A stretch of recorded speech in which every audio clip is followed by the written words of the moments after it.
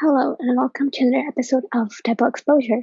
My name is Afifa Bari, I'll be your host, and today I have a guest with me from the UK named Thomas. Thomas, would you like to introduce yourself?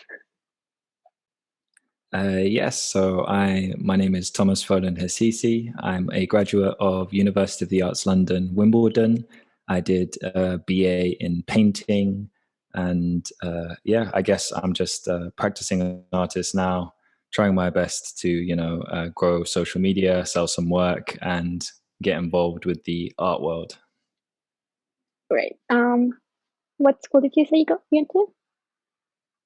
So I went to University of the Arts, Wimbledon. So they have different campuses around London.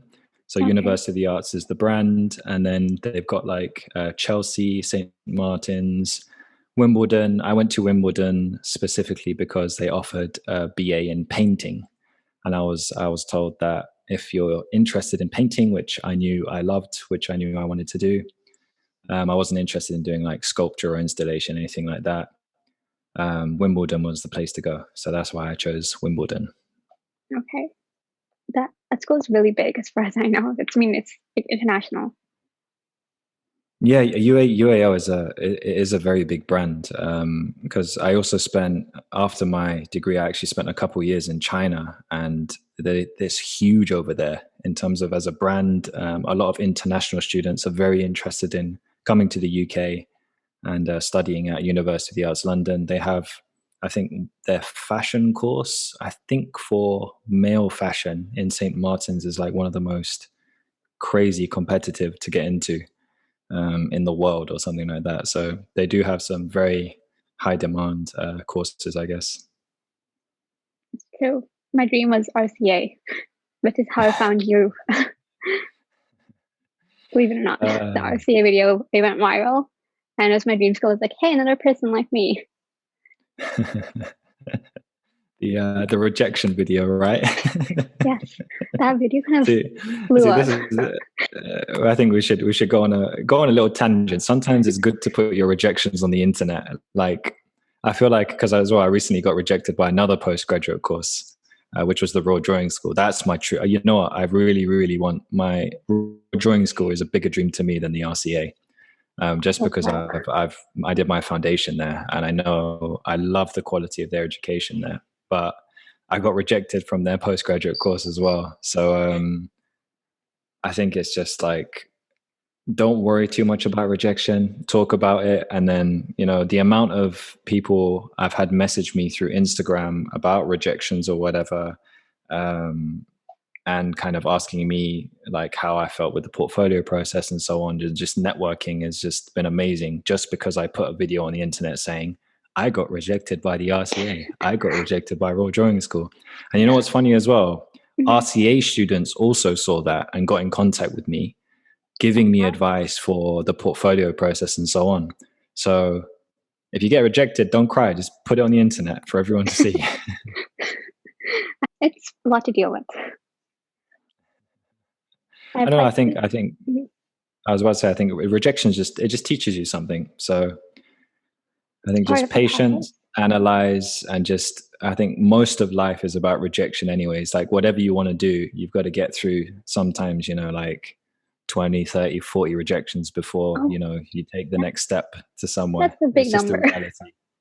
It's just a reality. I feel like maybe for us in particular, throughout education, you don't tend to go through too many rejections until you start hitting maybe postgraduate level. And then when you get into the working life, it's like, yo, you really need to get used to rejections because like when it comes to maybe getting involved in, certain, whether it be within the fine arts or anywhere else, it's like trying to sell your work to someone, many people are going to just say no. Whether it be you want to work at somewhere, a lot of the time you're going to get rejected. But that's what kind of pushes you to kind of okay, what do they want? How do I get there? What experience can I get? I think if everything came too easy, then we'd all be, rich artists selling our paintings Art at school. Christie's. That's the dream. One day. One day. That's the dream. Christy Sotheby's will make it. Oh, yeah. Hopefully, I don't know. Hopefully one of us will get on the inside and then take the rest of us in. All right, back to the topic. I guess we Mm. got sidetracked a bit. How's your experience in art school? How was my experience? It was kind of, I'll be honest, it was kind of neutral at the time because I kind of went into a painting BA expecting to learn about painting. Mm-hmm. Because I specifically chose a painting BA, I thought it would be different to a fine art degree. And to be honest, even back then when I was going into fine art, I wasn't entirely sure of what to expect. But I remember kind of I'm obviously a lot more critical now of my time and my degree, and I'm kind of wondering, was it really worth the £27,000 I paid for it? Because it kind of hurts a bit when I think about it.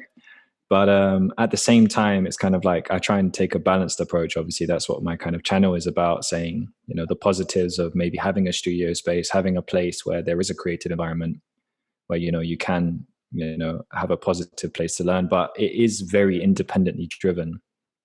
So I think the difficult thing for me was, okay, I wanted to do a painting. I wanted to do painting because I wanted to learn about painting. And then I got there and they're like, I didn't say this, but the degree didn't really teach me anything about painting. And I felt like trying to get information about painting out of the tutors was almost like trying to drain blood from a stone at times. And it wasn't always because I Mm-hmm. think the tutors didn't want to say anything. It was just that they, I mean, how much can you learn in maybe a 20-minute tutorial that you're allowed once every 3 or 4 weeks, right?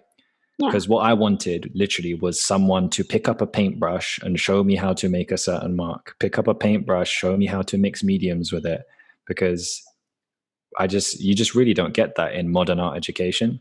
So I thought we were exactly. actually going to be learning like really maybe the most common mediums, maybe not color mixing, but going at least over some kind of, I guess, traditional arts when it came to the context of painting. But really, the painting BA was just a fine art BA with a few lectures added, which were relevant to people who are interested in painting. So, for example, some of the tutors would just give lectures with like paintings that they liked, and it was like, okay, that's cool, but I would prefer it if you showed us how to do all that stuff that you do with paint for your painting practice. But there wasn't any of that. So that I was a bit sad about that. It's true. Actually, art school is mostly the self-taught. They expect you to know stuff right off the Mm. bat, but like you're there to learn. It's a paradox. It makes no sense, Yeah, right? because it's kind of like, okay, you give me this studio space for me to do stuff in, right? And Mm-hmm. it's like, okay, you can talk about my ideas with me, but the way I communicate those ideas is with paint. And if I don't know how to use the paint properly, then I can't communicate my ideas properly. So my ideas kind of become useless. And there was also the fact that, so for example, one thing I did with my first year tutor is I knew he was really good at painting because I stalked his work before I even had my first tutorial with him. Mm-hmm. So I remember I said to him, I said, like, look, I don't care about my ideas. It's the first year. Like, my ideas are going to change like wildfire. It's just it doesn't matter. So I said, all I want you to do is teach me about painting. So with our 20-minute tutorials, he used to kind of just tell me, yeah, maybe try and mix a bit of this or do a bit of this. But it just felt like, number one, there wasn't really enough time. And because of that, maybe it's just like, it didn't feel like, I don't know, um, it didn't feel like it was normal for them to do so. So maybe it was just like, it was more like general advice rather than the detailed advice that I wanted in terms of like mixing mediums. Okay, what is that going to produce? How much paint do I use? How much medium do I use? What is a medium? If I use a lot of this, if I don't use a lot of this, how many layers of primer? Like all of these details, which I feel like make a big difference to the finish of your work when it comes to making it look professional. That, to be honest, I've only got my head around over the last year or so, even with some of these things. It's like, why couldn't I just be taught all of that in like my first year in university? Because I would have been like so far ahead now if someone did just sit down with me and teach me this stuff. But you know what? Maybe at the same time, it's like, I wonder I know that there are some tutors that just didn't know that they weren't painters. So, but that's why I chose a painting BA, because I thought that's what I would be taught. But I did learn how to make a really good stretcher. The wood workshop was fantastic at Wimbledon. And the guy there who ran it, his name was Pete. He was really, really, really cool. He stopped everyone from chopping their hands off and fingers and stuff. So that was good. That's something you didn't learn in my school. Stretching. I learned that in my last year when I stretched my first 50 by 62 canvas. That's the first time I ever stretched a canvas in my 5 years at university, which tells a lot about the process. I think it's like, because I had my first stretching canvas in foundation, but it really does get challenging at a larger scale. And there's also so much detail you can go into when it comes to preparing the surface and the material you use. I don't know if you've ever used rabbit skin glue to stretch linen with. It stinks. I haven't used linen yet. I'm terrified of other than cotton canvas. I'm terrified. I don't know how it's a different material and oils, and I don't know how it's gonna work. I think it's like with everything, it's like you always want to have a basic amount of knowledge before you go into doing something, so you don't feel like you're wasting material or just feeling completely lost when I guess you want to have a process in place, instead of having to go through really expensive linen or cotton duck canvas and spending all this time stretching and then making a bad painting and being like, why couldn't I just paint nice? I think we've all been there with that, especially in oils, and you mess up and you're just like, oh my gosh, I don't know how to redo this, and it's the entire painting's just kind of messed up with oils. I feel like you have some kind of leeway, but one way I solved when it came to planning paintings was, I feel like there was this weird attitude that sometimes you pick up as an artist where it's almost like using references is looked down upon sometimes. As in, like, if you're just copying something or whatever. But I think the right thing to do is use a range of references or create your own reference. So that's when I kind of dived into the digital kind of realm, where I would create my paintings in advance as a digital image, so I had something to reference and copy for the painting.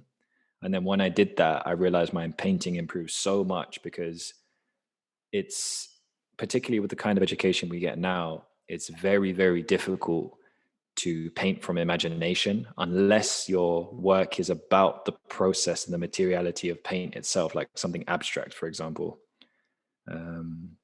But say, for example, a figurative painter, right? Most of us cannot draw an accurate, proportionate, with the proportions right and everything, a figure out of our imaginations. We always need some kind of a reference. Like, I couldn't even draw an arm and a hand and make it probably look good. Never mind like the different angles that, whether it be like foreshortening and the rest of it. It's a very, very difficult thing to do. And we don't have that traditional kind of training that gives us all of those kind of imaginary skills, or imaginative skills, not imaginary skills. But yeah, I feel like it's difficult to paint from imagination. So I always preach, have your references. I think ateliers are more common for getting a realistic look in that way, and art, as opposed to art schools, which go I think the easy way. Ateliers are they have a person present and a teacher that's actually taking care of the people there and helping them out one-on-one. Whereas actually teaching them. On your own. Exactly. Yeah, art school. Well, art degrees is here's a space, go work. You're like, oh, cool. How did your experience at UAL affect your practice now? Okay, so I guess number one is, if you're not privileged enough to have a space to work at home, obviously, which is most people don't really have a big studio space at home. One thing that university does obviously give you is a decent space to work in, but it's more of the overall creative environment, which is quite nice, where you can walk around, you can see obviously people producing different work. You've got studio kind of partners you can have a chat with and engage with. I think this is a positive side to obviously being at university. So I guess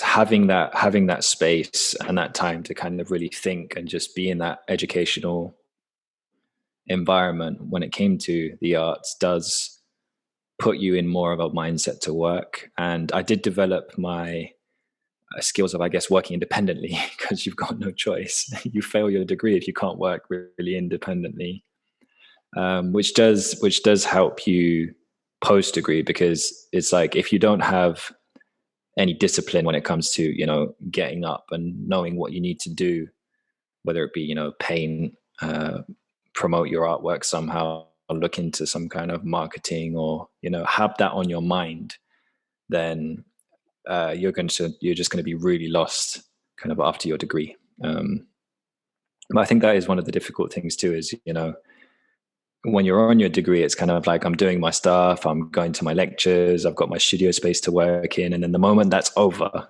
it's kind of like, oh, what now? That's the scary thing. But in terms of it affecting my practice, it's just helped me, I guess, build my process. I think that's a good way to put it. It helped me really think of how do I put a painting together? What are my ideas? And the I guess the written work, such as the dissertation, helps you deepen your research, so you understand how to build context behind your work, and then get those ideas down. And then I did have a few good tutors who I used to have some good discussions with, and who used to give me kind of pointers when it came to painting. So those were positives. Did you see improvement in your work from like first year to like when you graduated? Definitely, definitely improvement. But when I graduated, my work was definitely not in the place that I wanted it to be. I don't know. I feel like we all had these grandeur ideas of, when I get to final year, like my painting is going to be so Yeah. good, and like I'm going to put on like the best degree show in the world.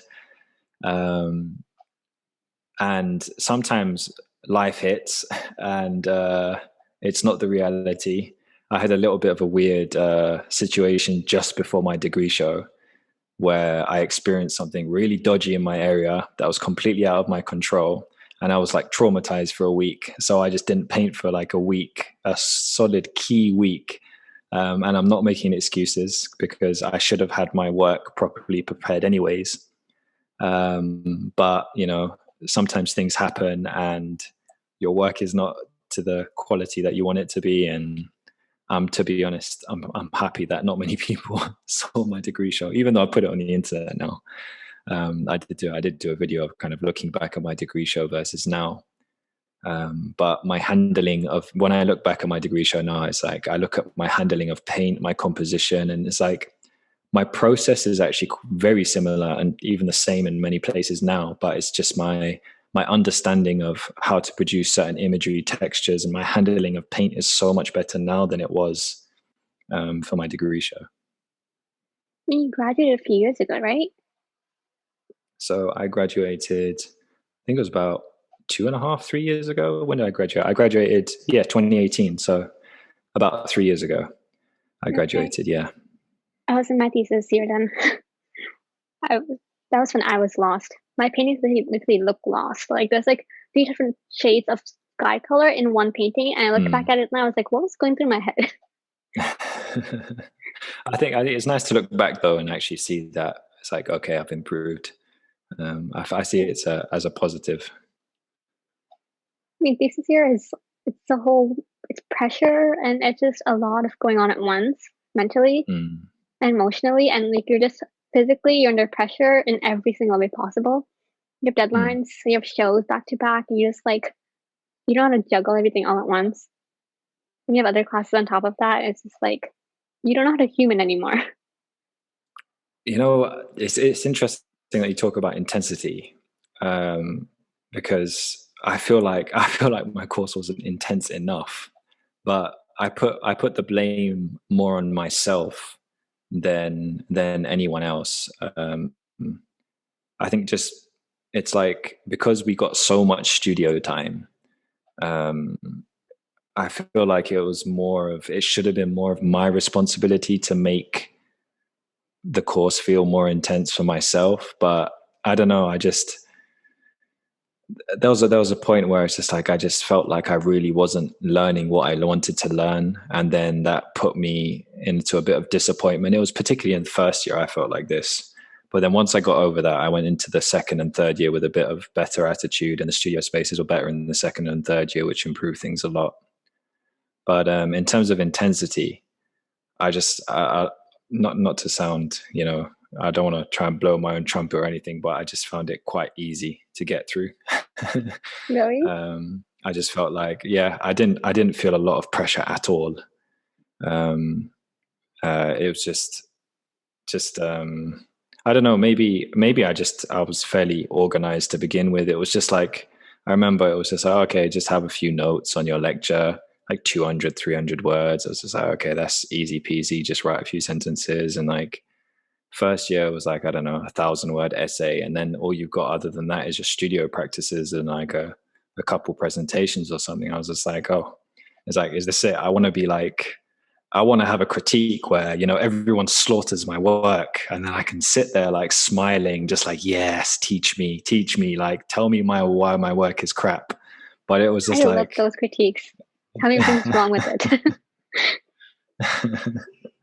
The thing is, I wanted people to like go into my work and just like be like, nah, this sucks, but this is why. Like, I don't think anyone should go around insulting anyone's work, but I remember even when well, that's the thing. I even tried to put a box next to my studio space, which said like, put a note in about what do you think about my work and blah, blah, blah.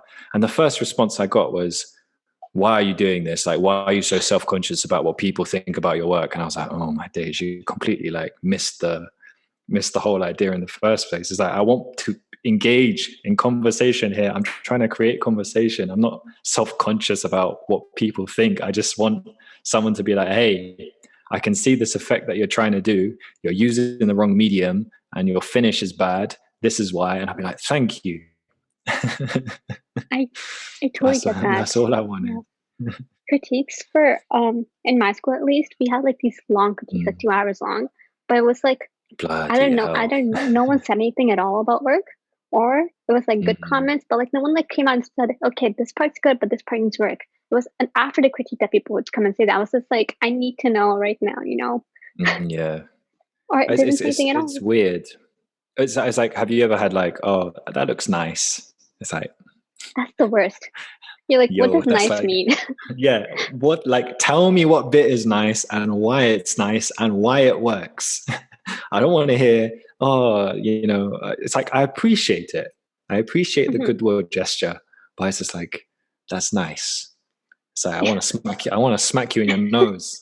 Tell me it's nice. Like if it's on Instagram, okay, you can say it's nice, but this is university. This is supposed to be like an academic discussion here. Tell me it's nice. Nice couldn't great. Those words get to me. It's like, what does that mean? Tell me more. Right? Well, yeah, I guess that's what the tutors are supposed to be there for. But I feel like even they were sometimes even the tutors are too friendly. Like some of them, I mean, there's just like a couple of them. They're just like so floaty. I don't know if that's the right word to describe them, but like they're kind of there and not there at the same time. And it's kind of like there is this really relaxed atmosphere in, I think, many fine art colleges, which is a good thing, but I've also seen the bad side of it because it's like, on one hand, it's like, great, you have a relaxed kind of, I guess, environment where you haven't got tutors going around saying you have to call me professor or sir or whatever. But then on the other hand, it's like, I feel like they can act quite unprofessional sometimes. And this might be just, my opinion or whatever, but it's like, I remember I used to sometimes just listen to, it wasn't any of my personal tutors, but some other tutors come in and just like go and ask us, how was your weekend and stuff and blah, blah, blah, and try and have a conversation about their weekend. It's like, yo, you got a 20-minute tutorial. Like, And I used to talk to the students afterwards, and like there's a couple of girls who used to be like, yeah, like don't talk to me about my weekend. Like you're here to give me my tutorial. Like, and then they just go out like smoking with the students. And it's just like, I don't know. For me personally, it just didn't sit well with me. Despite it's like, okay, it's nice to have friendly people around, but it's just like when it comes to professionality and, you know, actually teaching me something, it's just like, I'm paying for this. So, um, Tutors weren't fully present. They were just kind of like doing their own thing. uh, yeah, well, it's just kind of, I don't know. It's like, you know how just sometimes students don't engage, as in like They in just a drag the crit or teacher. something. Okay. Well, yeah, as in like when you're in a crit and you just have students that are just kind of sitting there and just like they just want it to finish and end, right? Oh yeah, And that's all crits.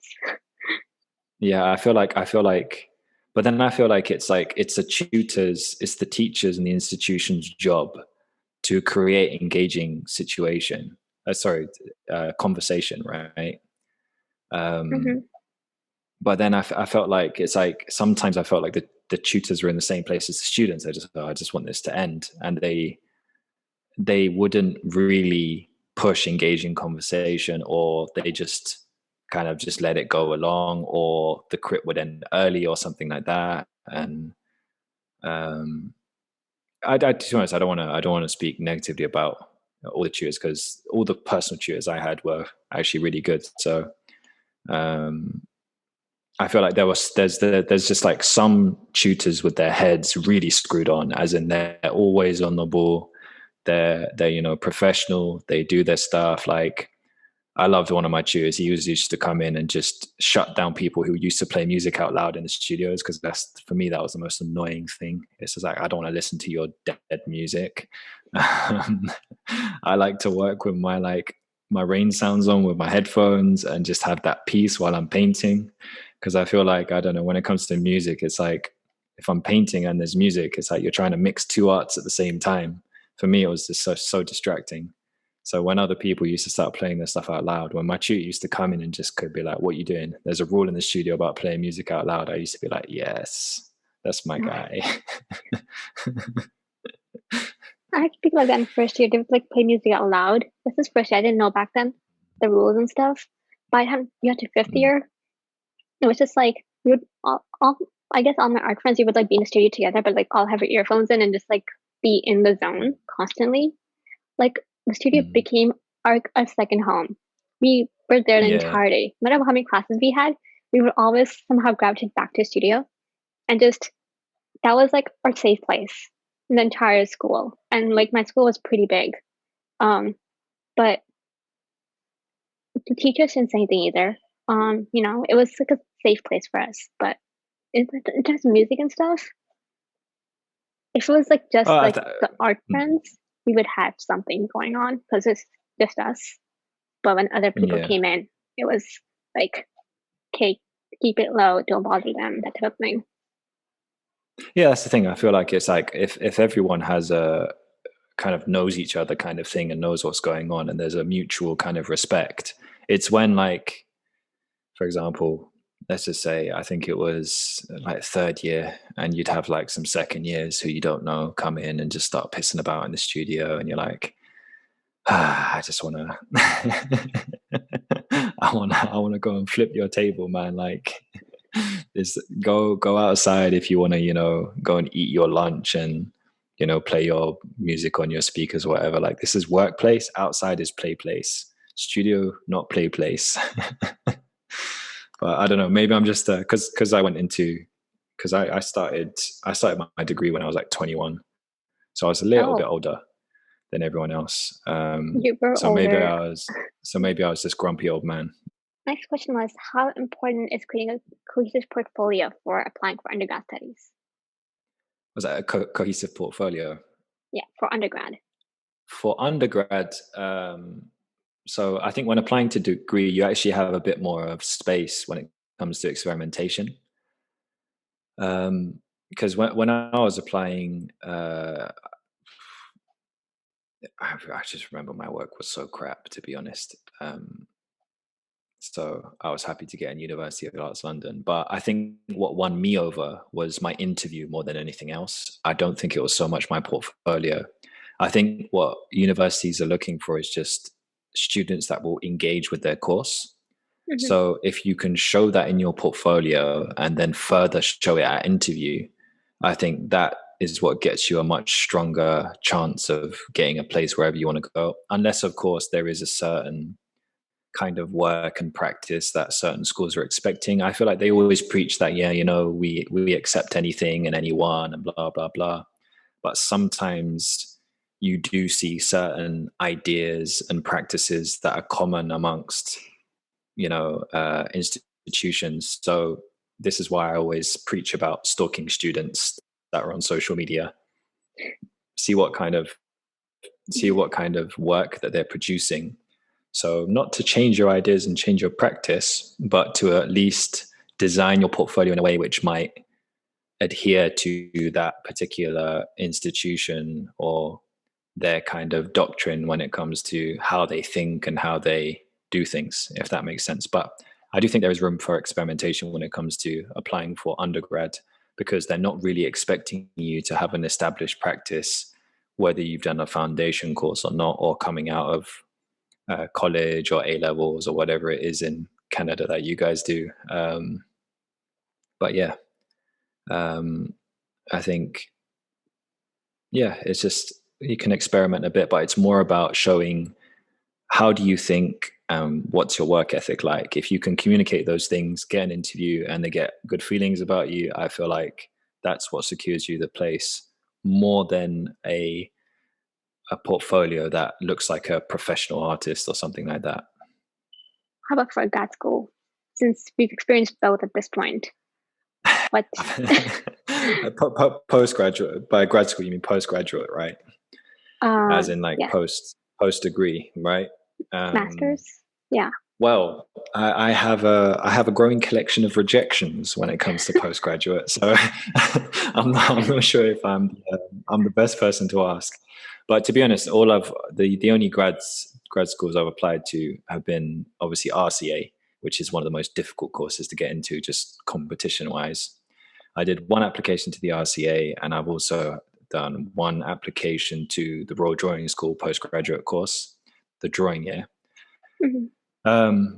which are two extremely competitive courses. But to be honest, I've learned a lot through through applying to the RCA and putting my kind of video out there. I learned a lot through RCA students messaging me and stuff, and also I've also got a couple of contacts who are within the RCA who I've kind of had a look at what the RCA are teaching and their kind of the way they think about things, the way they critique, and having conversations with students who are at the RCA. It gave me a much better idea of, I guess, what they expect in a student, and um, not necessarily the aesthetic of work that they want, but the kind of way they want you to think, right? So it all seems to be about having good critical analysis, really understanding the context of your work and how it relates to your practice. And another thing is they like you to think about the context in which you show your work in too. So obviously there's us producing our work in the studio with our ideas and, what we're trying to say with our work. But then there's also what context do we then put that work in? Is it a painting in a white cube gallery? Is it an installation in the public? Is there a statement that we want to make in a certain kind of context? These are all the kinds of things that the RCA likes to see in a student think about and kind of be critical of. And then at the same time, how does that fit into the history of art? So where do you see yourself kind of maybe continuing a certain conversation that started whenever? Or like, are you part of a certain movement? Do you have certain political kind of ideas? Are you trying to, send out a certain kind of message with your work? They're kind of interested in all of that. And it seems like in terms of an aesthetic, they don't really care that much. So I don't know, from a painter's perspective, it's like I see I see, I don't want to sound like I'm being judgmental, but I see some students who maybe in terms of technical skill, I personally, I don't see that they're quite there in terms of, having the kind of finish I would expect a painter at the RCA to have, right? Mm-hmm. In terms of, maybe I can look at it as a painter and say, like, I'm sure that this could work better that way in terms of how they're using their paint. But Mm-hmm. then their context and their ideas and the way they speak about and kind of critically analyze their work is to the standard of what the RCA expects. So it's kind of more about context and ideas than it is about the materiality of the work. What it seems to me, anyways. But yeah, that's my take. Most of the RCS students I realized have kind of blown up. Like they've gotten really popular recently. Like Xu Yang, Victoria Canton's, Catherine Epco. Do you know these names? Xu Yang was in my year. Oh wow, you know her personally? Her work Yeah, is beautiful. yeah, I know her. I'm fascinated by her Yeah. work. You know what? She's one of the painters that came out of my year that I think she's at the top of her game. It's so interesting to see her development over the 3 years as well, because I feel like at the beginning of the year, so obviously she's a Chinese student, right? Mm-hmm. So also spending a couple of years in China, now I understand the education over there is quite rigid when it comes to what you're being taught and how you're being taught. They don't have so much of the critical framework maybe that the West has when it comes to being brought up in a certain education system. So it was so interesting to see her kind of, I guess, her character flower over the 3 years at university. And then she was like, so I guess confident and quite eccentric by the end of the 3 years, and quite, I guess, producing quite powerful work. And then kind of got into the kind of, I guess, she networked with the right crowds and has a really nice studio space now with another girl who was my studio partner, Victoria Victoria Canton. Canton's? You know both of Yes. them personally? So Victoria was my next door neighbor in my studio. I'm fascinated right now. You know these people personally. So she was a year above me. Mm-hmm. So when I was second year, she was next door. She was literally just like 2 meters away painting. And she has work ethic. She was just always painting and painting these massive, like 2 meter canvases. And, you know what? She, once again, like, I feel like she's quite a mature student. So she already had, I guess, an understanding of certain kind of paint and surfaces and so on, quite a mature understanding of it. So it was interesting to kind of get some tips of her and watch her work sometimes. But what I saw with her work as well, particularly with her portraits, I feel like even the way I don't know, her brushstroke or her style has become really like refined. I feel like over the past maybe year or so, like some of the portraits that she's put out, I feel like are very powerful. They quite give me. I don't know if do you know the work of Alex Katz? His kind of portraits. She reminds me of like a contemporary Alex Katz when it comes to form. Yeah. But you know what? It's difficult to do that well. But yeah, I don't know. I'm a fan. I'm also a fan of their work. I really like the fantasy kind of elements of or is it like, I don't know if have you seen any of like Xu Yang's public, like almost performances?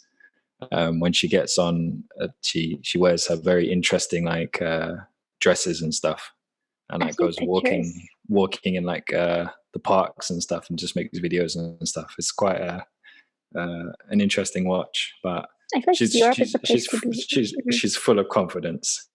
That's all. Like, I wish I had her confidence. I mean, she's a princess and she shows it. Like her work is all like, she owns it. And the thing is, it's like in first year, I remember it was like, I think the first work I saw of her was like, she used to do quite traditional like oil painting. I remember like one of them was like a cityscape or something. So it's like, she went from like quite traditional, like maybe like a cityscape or something, to like obviously the work she's doing now. That's funny that the names that you brought up, it's like, yeah, one of them was my studio next door neighbor, the other one was in my year. I'm amazed by them. Like it's like I think 50 years ago, David Hockney, Tracy Emin, they came out of the RC and they kind of like the popularity is kind of like blew up. It's like these are the next few out of the RC that are kind of like the next David Hockney coming out of it. Yeah, because I know because Yang went to the RCA. I think Victoria went to the Slade. So I don't think both of them were in the RCA, but I think, yeah, I'm pretty sure Victoria went to the Slade, but the Slade is also a very, very well known postgraduate course too. So Europe is the place to be again. Like I feel like it moved from Europe to Canada and US, and then it's going back to Europe now because all the bigger artists I know of, at least that I know of, are coming out of either France or the UK. And I'm like, I kind of want to go to the UK or France now to study there. But it's like, I don't know. Is it possible? I don't I've know. got many questions. Yeah, to be honest, it's like I'm still getting my head around even how the whole, I don't know, the inside circle even works in the first place. Yeah, I don't know. I'm still so early myself. It's difficult for me to comment on even like how to get into that kind of crowd and how to network and so on, because it seemed like to me, just from an outsider's perspective, it seemed like Victoria was very good at networking. So I'm not someone like that.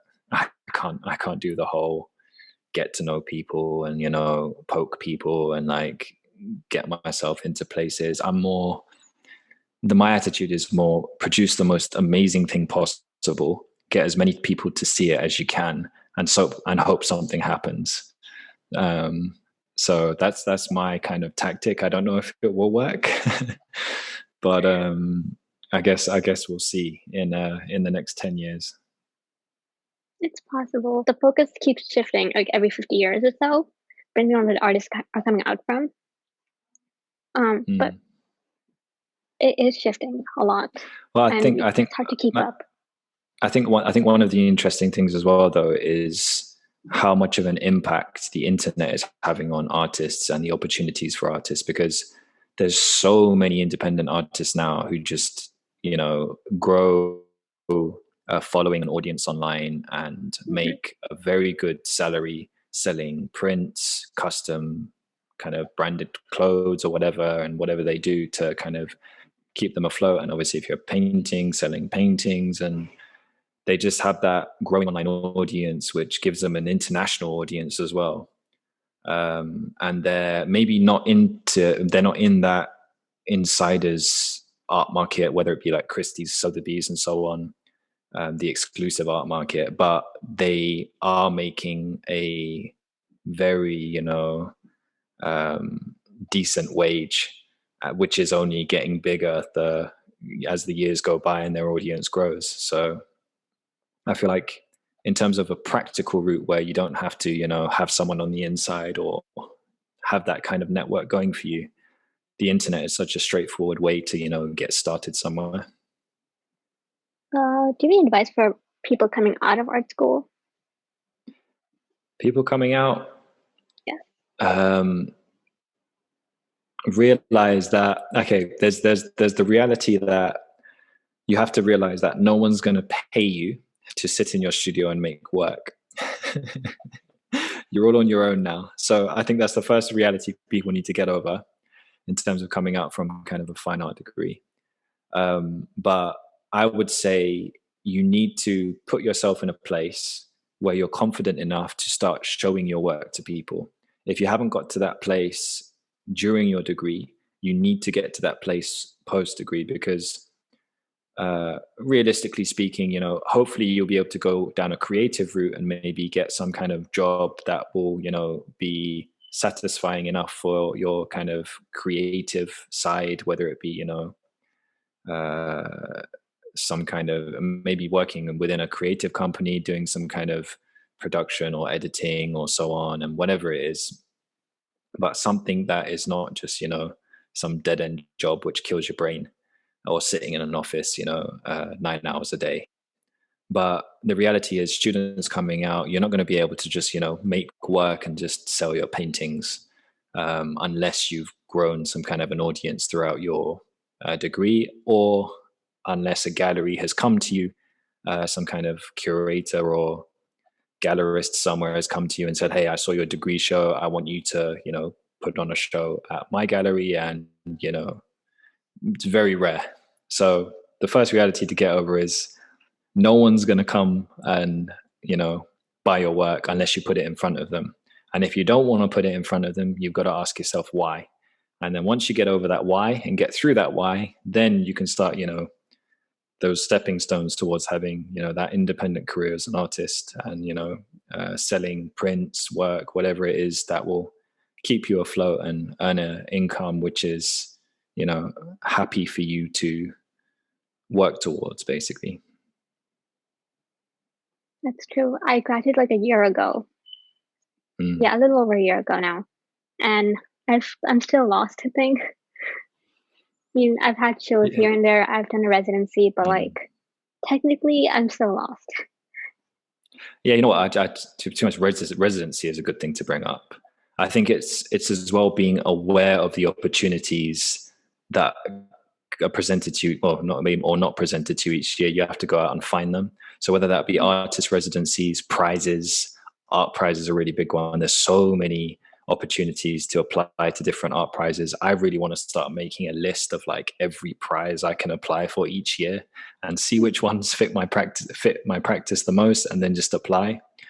So prizes, residencies, those are actually really big things because you can get paid residencies as well with some successful applications. So actually that's a very good thing to mention. These are things I'm still getting my head around because I only just came back from China in November, and then obviously there's been all the lockdowns in the UK and COVID still just messing everything up. So it's kind of like just trying to get the ball rolling again and being aware of what's out there. And I'm so happy. I'm going to be going to a gallery on Monday for the first time in like forever. And so I'm going to go to the Broad Drawing School postgraduate, the one that they rejected me. They're doing they've got their postgraduate show, the end of year show. So I'm going to go and see which students beat me to it. But yeah, excited for that. Oh, the galleries are open in the UK now. We're still closed here. Oh, you're still closed. Dang. Yeah. Yeah, your experience in art school didn't help you with the art today. I feel like you have grown as an artist. I've seen your work the past few, I guess, months. But in terms of when you graduated and now, has it helped you? You know what? It's helped me reflect. I think my mixed feelings. The weird thing is like going into anything, you never know if it's the right or wrong decision.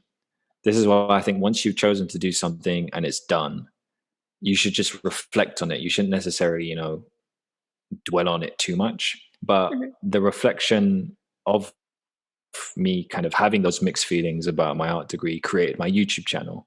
And my YouTube channel probably wouldn't exist maybe if I didn't have those mixed feelings. So just by doing that one-off video that started getting views, and then it made me think, oh, actually, maybe I can talk about this more. And then that developed into something more. And then it's kind of like, then those group videos, then I got so many students kind of networking me through Instagram, and then got into the conversations. And then that's how I kind of got in touch with you. And it's just like, it's created all of that. And I would have never gone to China because it was my classmate who brought me over to China after my degree, which also helped me develop my practice because I had a good space over there to just work. So it's kind of like, if I didn't do my art degree, I have no idea where I would be or what I would be doing right now. And if all of those things didn't happen, would I have the direction today that I have without all of it? And I can't answer that question. So I would say, yes, it did help me in terms of all of that. But then, I think it's always important to think about, context. I do think that maybe an art degree isn't right for everyone, but Some people it is, some people it isn't. It just depends on what you really love doing and how you kind of handle yourself as an individual. So, and think about life, I guess. It's true. The deeper question is how you're going to handle life after you're done school, which is something that you get thrown at as soon as you graduate.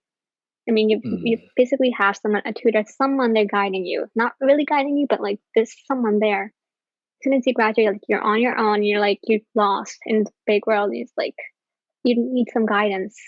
But that's where things like YouTube comes in, and yeah. like learning independence and figuring out what you want, being on your own. My YouTube started because actually I was inspired by your channel because I'm like, you're like, I was like, you're a few years older than me and you're doing that, so why can't I do that? Do you know Mm, what I mean? I think I started my channel like a few months after I found your channel. mm. Yeah, it's when you see others in a similar position, and you just sometimes you just think like, yo, I could do this too. Like, what's Yeah. stopping me from doing this? You can see all these benefits.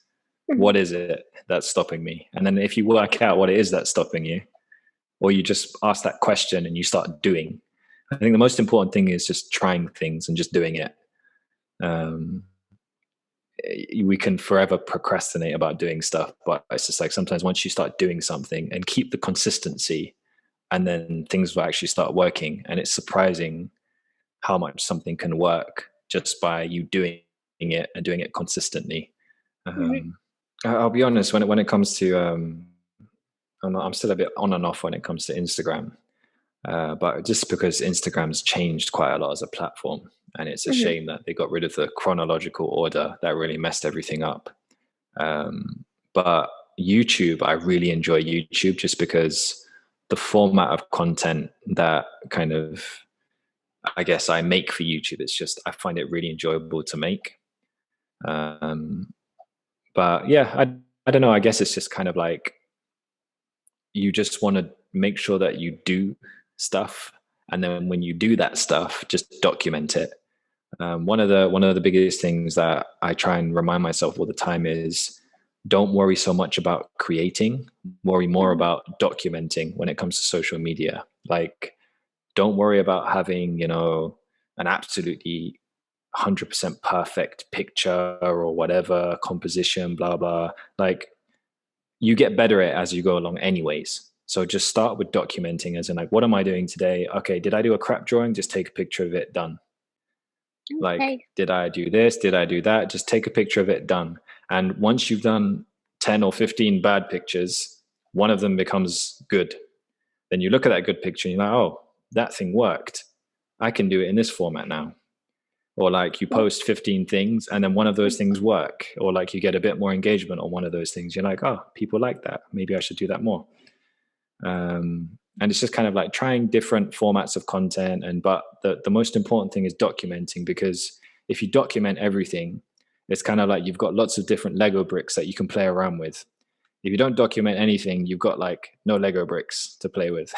So whether it be, you do some audio on top of your painting, whether it just be just a picture, whether it be like 10 pictures, whether it be you like doing Instagram reels of like little short video clips or something like that. It's like there's so many different ways for you to present what you're doing, and the thing that you're doing can be the same. It's just you need to find a way which you're comfortable with, kind of, and you get used to and get good at documenting and then presenting it, because it is really important, I think personally, to be putting your work out there. But at the same time, I do understand when people don't feel confident enough to put their work out there and they want to get to a certain stage before they do. Yeah, at the same time, it's kind of like how long you need to be careful, where it's like, are you being overcritical? And you just need to start putting yourself out there anyways, because most of the time you're always better than you think. So that's true. Yeah, that's actually always true. Especially when you're learning and you're like overcritical of yourself, mm, you lose out on the good things about your work that can help you in the future. We're in first year. I made this really bad painting, um, but someone compared it to Matisse. Back then, I kind of knew who Matisse was, but not really. Look back, mm, Looking back, I'm like, had no idea what I was doing. Yet I was compared to this big artist. by the time 50 came around, I was compared to David Hockney. So I'm like, I'm doing something right for me compared to these really big painters, right? But it's all about like, it's like there's something there that works, that reminds someone of something good, right? yeah. But it's once you get comments like that, your confidence kind of goes up. But at the same time, you like be critical of yourself and give yourself constructive criticism, but don't judge yourself. Understand that you are making progress no matter how slow it is, but it's there. Yeah. Rejection is also a part of the progress. It's part of the process, and especially in our world, you're gonna get a lot of it. That's the reality, honestly. Yeah. And we kind of have to accept it. That's at this point, right? I think one of the things, I don't know if this would work for you or others, or if you've done it yourself, but I find actually a real confidence boost is sometimes to just copy. Like if you have an artist that you really like, you just choose a section of their work or a part of their work and just do a small study of it. And sometimes just mimicking some of their brushstrokes and their form or their color or whatever it is you love about their work, when you reproduce it yourself and you do it to, of course, most of the time it's probably not going to be to their standard, because obviously that's what you're doing to learn, and most of the time you're a clueless person who has no idea how to produce what the geniuses produce. But I felt like when I did look, maybe whether it be one of the old masters or something like that, and copy some of their work or implement bits of their work into my own work, it's like when you produce something which is even a little bit similar, you get a bit of a confidence boost. You're like, yo, I can actually, I could build up to possibly being almost as, good as them, or up to at least a decent standard one day. Because it's kind of like you work out so much by trying to copy their brushstrokes, textures, and so on and so forth. So I don't know. I preach copying as well. Yeah, I mean, you have to learn somehow. And I mean, when you're learning alphabets, let's say you copy the alphabets letter by letter, it's the same process, right? Yeah, you learn vocabulary. That's it. The vocabulary of painting. Yes, that's a good term for it. I guess I think the question you always need to think of, whether you're in art school, thinking of going to art school, or just come out of art school, is number one, if you are happy when you are, practicing as an artist, it's what makes you tick, it's what you want to do, then you really want to work hard on it. You want to have a schedule, you want to, do something every single day. I think whether you want to go to art school or not, or do an art degree, is very much dependent on context, where you are, what are the educational institutions in your particular context offering you, what kind of a person are you, because sometimes people really develop in terms of social skills and independence in a university context, so that can be very valuable. But sometimes maybe a mature student who might not need to do an art degree, and they might do some courses online that might be more beneficial to them. So it's all about context. Don't compare yourself to other people, because everyone else always has their own context that you have no idea about. Everyone has their own privileges, their own advantages, their own disadvantages that you have no idea about. So don't worry so much about comparing yourself to others. And always just self-awareness is always the key to moving forward in life. If you're aware of what makes you tick, what makes you kind of work hard, and how to move forward, what's the next step to take, always move towards something that's going to put you in a more content position and make you feel, happiness is success when it comes to work. I think if you're happy with what you're doing, then that is success. It's not so much about making millions as a grumpy banker or something like that. So that's my concluding statement. Just keep working every at it, and practice is key, and patience. That is patience is a huge thing. Patience is a huge thing. Like anything else, I'll take time, and we're still young. So you got time. Just be patient and trust the process. Yeah, and you know what? Just don't worry about it. You could be dead tomorrow, so what's the point in stressing?